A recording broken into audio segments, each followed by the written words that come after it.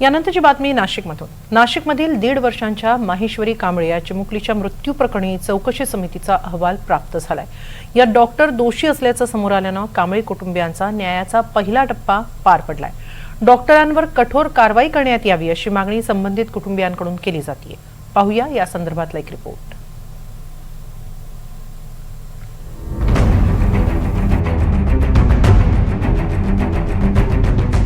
या आईच्या मनात नाशिक जिल्हा रुग्णालयातील डॉक्टरांविरोधात प्रचंड राग आहे, चीड आहे। कारण या आईनं आपली 1.5 वर्षांची चिमुकली माहेश्वरीला गमावलंय आणि त्याला कारणीभूत हे डॉक्टरच असल्याचा आईचा आरोप आहे। गेल्या वर्षी जून महिन्यात माहेश्वरी आपल्या घरात खेळत होती।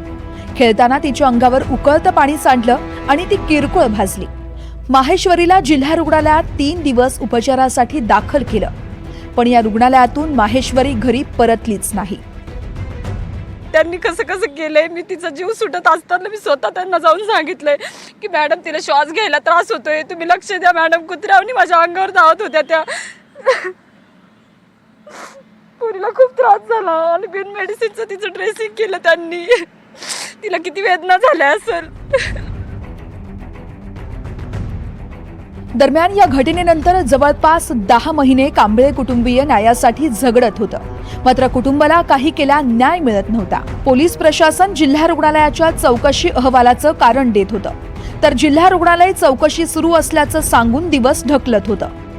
अखेर NDTV मराठीनं या प्रकरणाला वाचा फोडल्यानंतर यंत्रणा खडबडून जाग्या झाल्या।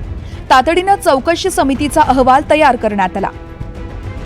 दरम्यान चौकशी समितीचा अहवाल NDTV मराठीच्या हाती आला असून यात रुग्णालयातील जळीत कक्षाच्या वरिष्ठ डॉक्टरांना दोषी ठरवण्यात आले आहे। उपचारादरम्यान हलगर्जीपणा झाला, बाळाला इंजेक्शन आणि सलाईन देण्यात उशीर झाला असं चौकशीमध्ये निष्पन्न झालंय। यासोबतच बाळाला उपचारासाठी दाखल केले तेव्हा यासोबतच वेळोवेळी डॉक्टरांनी त्याची तपासणी करणे गरजेचे होते असेही निरीक्षण यात नोंदवण्यात आले आहे। दरम्यान नाशिक जिल्हा रुग्णालयाकडून पोलीस विभागाकडे हा अहवाल सुपूर्द होताच पोलिसांच्या देखील कारवाईला वेग आलाय।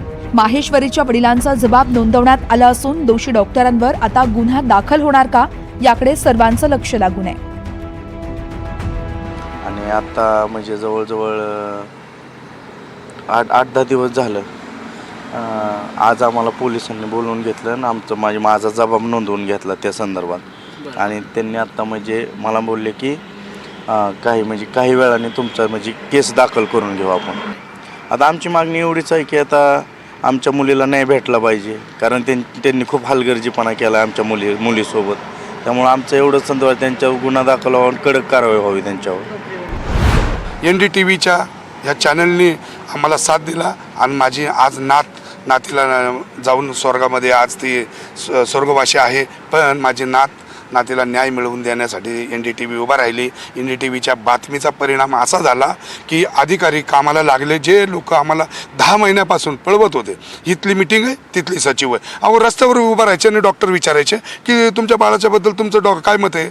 अरे काय आहे ही अशी पद्धती आहे। डॉक्टरांनी कधी आम्हाला नावं नाही सांगितले। माहितीचा अधिकार कशासाठी बनलाय? माहितीचा अधिकार टाकला, त्या डॉक्टर कोण होते ड्युटीला, सिस्टर कोण होत्या माहिती टाकली, तर त्याच्यावर सुद्धा यांनी आम्हाला 8Bचा कायदा दाखवला की त्यांच्या जीवाला धोका आहे, आम्ही अतिरेकी आहे, आम्ही पाकिस्तानवरून आलोय। एकंदरीतच काय तर गेल्या 10 महिन्यांपासून माहेश्वरीच्या या प्रकरणाकडे जिल्हा रुग्णालय प्रशासन ढुंकूनही बघत नव्हतं, मात्र NDTV मराठीनं हे संपूर्ण प्रकरण उजेडात आणलं। शासन पातळीवर दखल घेण्यात आली आणि चौकशी समितीच्या अहवालात डॉक्टर दोषी असल्याचं समोर आलं। शासकीय रुग्णालयाचे डॉक्टरच दोषी निघाल्यानं आता वैद्यकीय क्षेत्रामध्ये मोठी खळबळ उडाली आहे।